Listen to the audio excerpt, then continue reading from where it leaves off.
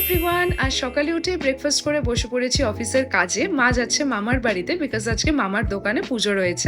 আজ আমিও একটু তাড়াতাড়ি করেই কাজটা শেষ করছি বিকজ ওই বাড়ি যাবো রথযাত্রা দেখতে।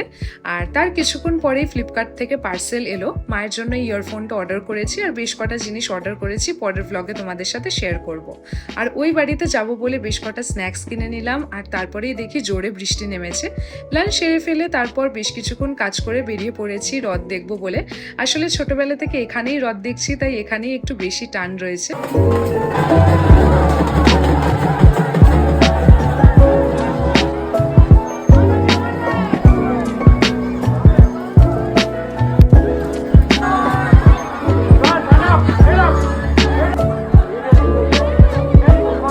ঠাকুরের দর্শন পেয়ে মনটা বেশ ভালো হয়ে গেল। আর আজকে আমার বেস্ট ফ্রেন্ডের সাথেও দেখা হলো। তারপর বাড়ি ফিরে কিছুক্ষণ ইউটিউবে ভিডিও দেখলাম আর এইভাবেই আজকের দিনটা কাটলো।